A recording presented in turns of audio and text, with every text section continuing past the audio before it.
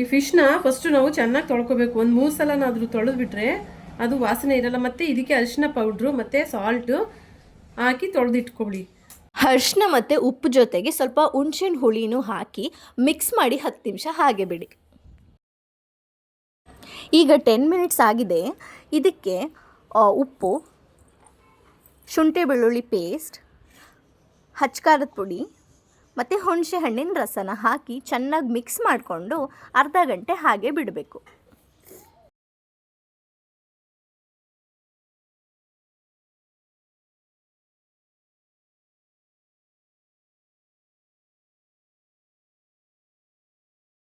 ಈಗ ಅರ್ಧ ಗಂಟೆ ಆಗಿದೆ.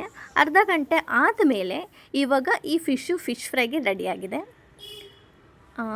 ಈ ಫಿಶ್ ನೇಮ್ ಹೇಳಿಲ್ಲ ನಾನು. ಈ ಫಿಶ್ ನೇಮ್ ಬಂದು ಬಾಂಗ್ಡಾ ಅಂತ, ಬಂಗುಡೆ ಅಂತಲೂ ಕರೀತಾರೆ. ಈ ಬಂಗುಡೆ ಮೀನು ಸಕ್ಕರೆ ಕಾಯಿಲೆ ಇರೋರಿಗೆ ತುಂಬಾ ಒಳ್ಳೆಯದು. ಅದು ಬ್ಲಡ್ಡಲ್ಲಿರೋ ಶುಗರ್ ಲೆವೆಲ್ನ, ಅಂದರೆ ಸಕ್ಕರೆಯದು ಲೆವೆಲ್ನ ಕಂಟ್ರೋಲ್ ಮಾಡಿಬಿಡುತ್ತೆ.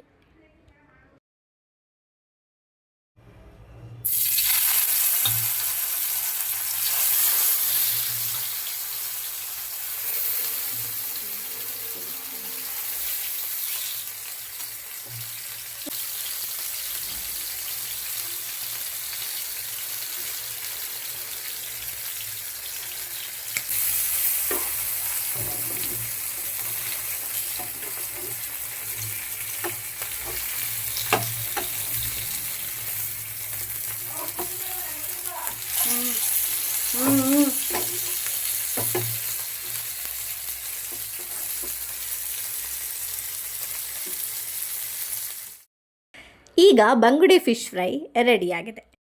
ನೀವು ನಿಮ್ಮ ಮನೇಲಿ ಟ್ರೈ ಮಾಡಿ.